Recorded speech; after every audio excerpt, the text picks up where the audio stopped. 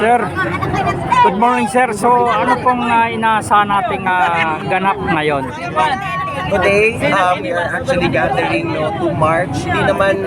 It's going to be a peaceful event today. Hindi siya rally, hindi siya anything, but we are going to submit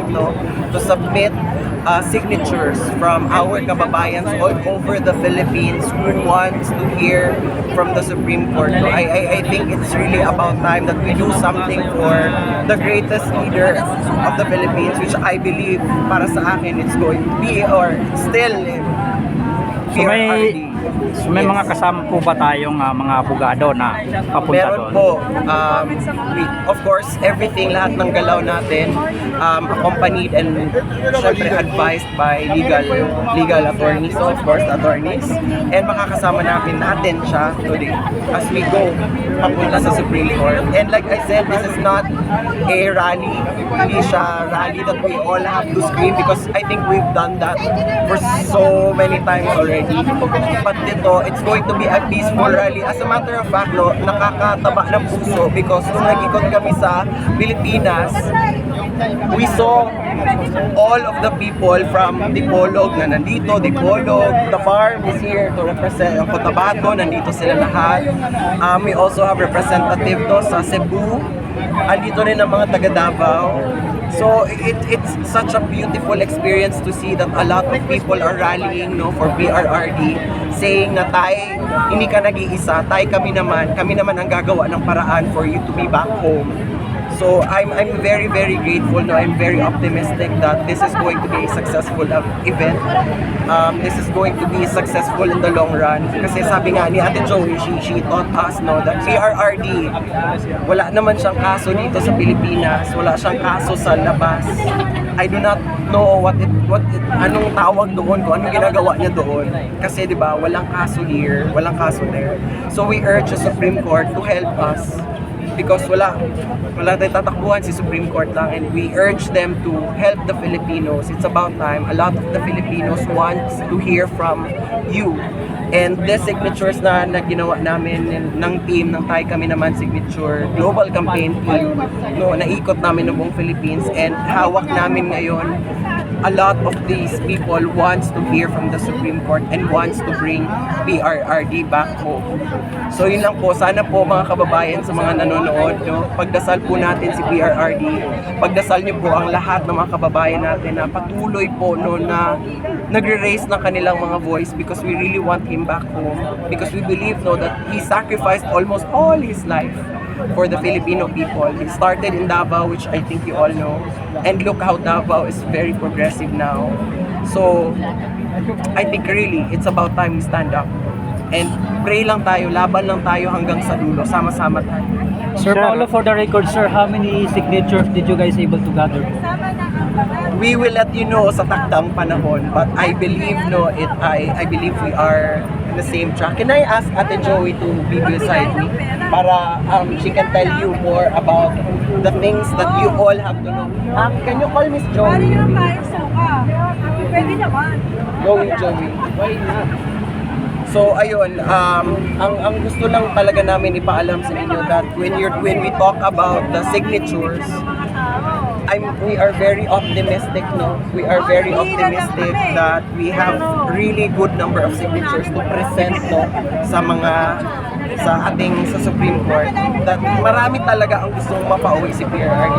Mas maganda kung Ate Joey, mas maganda kung she can explain to all of you, the number of signatures that we have. They are asking how many signatures daw that we already have. We already have, actually, ang hawak namin ngayon na mga signatures, around almost mag-300,000 na. However, today, 300,000 signatures. However, today, ang isasabit namin sa Supreme Court is around 162,000 signatures. Yung hindi namin masasabit today, we are going to submit it in the next filing. Kasi may mga requirements kasi sa Supreme Court, pagdating sa filing, pagdating sa annexation. So we already work on the signatures last week pa, mag-prepare, and yung mga iba sa susunod namin siya i-file. Meanwhile, tuloy-tuloy kasi ang pag-submit natin, tuloy-tuloy ang signature campaign, ang pag-file natin sa Supreme Court, tuloy-tuloy yan hanggang sa mag-desisyon na ang Korte Suprema doon sa mga habeas corpus cases.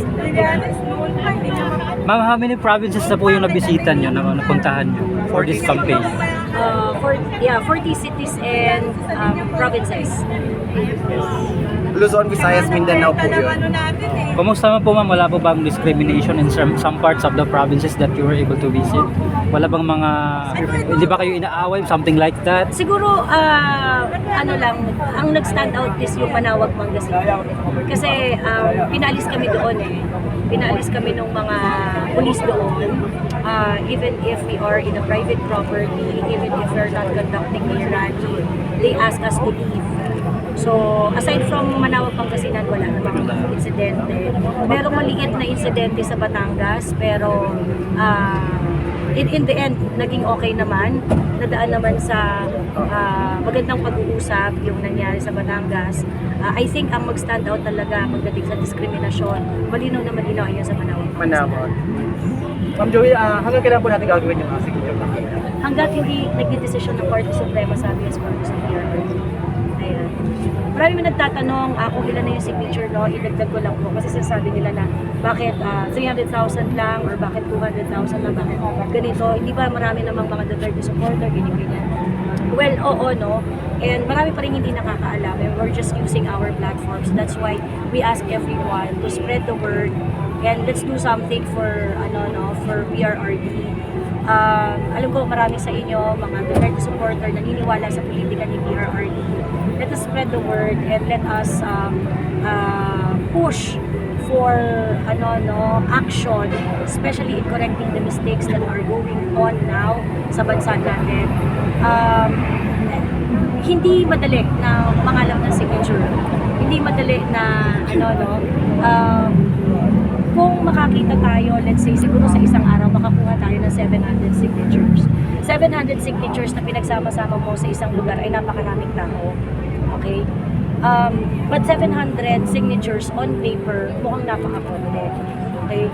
But I would just like to tell you that if we are going to spread the word and act together, we would be able to get an overwhelming number so that we would be able to convince the Supreme Court that this is something that we really want to be decided on. Maganda yung pakiramdam namin sa numbers. Actually, sa sarili naming palagay, maganda ang pakiramdam namin sa turnout ng signatures dahil ang huling signature campaign na ginawa sa Korte Suprema ay noong 2020, noong taong 2020. Ito ay noong nag-file ang mga grupo ng anti-Duterte na i-compel ang Supreme Court, i-compel ng Supreme Court si PRRD na i-divulge ang kanyang medical health condition. Ang kanilang part ng kanilang annex ay ang letter na nagsasabi na ang mga tao ay curious din doon sa kalagayan ng health ni PRRD. So, maraming mga nagpirma-pirma at ginawa itong part ng submission ng kanilang petition at ang kanilang idinadasal doon sa kanilang petition na yon at sa letter na yun na signature campaign ay resolusyonan na ng Supreme Court ang petition of ang writ of mandamus na magko-compel supposedly kay PRRD na i-divulge ang kanyang health condition. So what happened there? Ang nangyari doon, nagdesisyon ng Supreme Court nang mabilis. Okay? Nagdesisyon ng Supreme Court noon nang mabilis sa kabila ng beside dun sa fact na nasa gitna tayo ng pandemic noon, ang Korte Suprema ay nagdesisyon dahilan na rin siguro dahil sa pag-udyok ng signature campaign na yun. Hindi nila nakuha yung gusto nila. Ultimately, hindi pinayagan yung writ of mandamus. Pero ang punto, because of the signature campaign, in one way or another, it influenced the Supreme Court to act on the petition immediately. Now we already have for today we have around 162,000 signatures to be submitted. And then on March 11, we're going to submit another batch of signature. And on March March 28, we're going to submit another batch of signature. So I hope everyone will join and help us in doing this. Ikumbinsin natin ang Supreme Court, magsumamo tayo sa Supreme Court. Sa panahon ngayon, Supreme Court na lang ang may kapasidad sa lahat ng branches ng ating gobyerno, sila na lang yung may kapasidad na itama yung mga maling nangyayari. So, wala na tayong maasahan sa executive, wala na tayong maasahan sa gobyerno ni Bongbong Marcos, sa House of Representatives, sa Senate, minority lang ang kakampi natin. So, kailangan na nating mag-step up ang Supreme Court, convince natin siya na ilaban ang ating soberanya, ipagtanggol at protektahan ang karapatan ng isang Pilipino na nasa abroad dahil siya ay Pilipino, deserve niya na ipaglaban at protektahan ang kanyang karapatan base sa ating sariling konstitusyon. So, iuwi natin si PRR. Meron po ba tayong target, ma'am? How many signatures po yung kailangan natin? Well, yung mga self-imposed target namin is 500,000. Self-imposed yun. Self-imposed target yan. We want to get as much as 1 billion. Kung kaya natin, ang importante lahat tayo kumikilos, nagsisignify.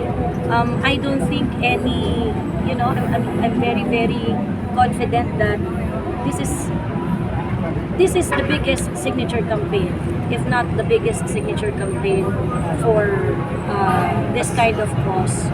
So, magtulungan po tayo, manindigan tayo. Bawat isang pumirma sa signature campaign ay naninindigan ng tama para sa bayan. And like I said earlier, this is not just about PRRD. This is about, this is about us pushing back, asserting our sovereignty, Yes, correct. okay? So that the Supreme Court, in behalf of the whole nation, will also assert the sovereignty of our country by making sure that the Filipino is afforded kung anuman yung karapatan niya na dapat ibinigay sa kanya, at ang pagkuha sa kanya dito sa Pilipinas na hindi humarap sa competent judicial authority ay isang bagay na hindi katanggap-tanggap. So, dapat manindigan ang Supreme Court at magsalita kung ito ba ay tama o mali. Sir, pahabol lang. Kasi itong March 11 na yung anniversary ng so meron ba nung magaganap na event sa March 11 na yon? Yung anniversary ng... That we do not know, but March 11 for sure, gaya ng sinabi ni Miss Joey, no, that we are Yun ang going... working target namin for the next for the Friday. next Friday. Salamat. Salamat, ma'am. Mas ko lang kasi yung mga vloggers kasi hindi alam yung mga location nyo kung saan kayo pupunta for signature campaign. Saan namin pwede mag-attend ng schedule nyo? Actually, sa totoo lang, sir, hindi talaga kami nag-a-announce ng schedule ahead of time. And for, you know the reason, because we do not want to be, entrapped, ganyan, or Mapaghandaan kami, or the reality is, gipitan ngayon pag alam nilang Duterte ka, gipitin ka So, that is why, itong panahon na to, ang kailangan na talagang matinding pagkakaisa. So, in as much as we want to announce in advance kung nasaan kami sa mga certain na lugar, ini-encourage namin ang lahat na mag-monitor ng post, mag-monitor ng I think that is also one of the reasons why we were able to visit a lot of places na wala masyadong adalian, to be honest. Dahil sa, short notice yung aming pagbisita at kung ano yung reach ng aming audience, aming social media platform, yun ang nagre-responde doon sa aming mga announcement.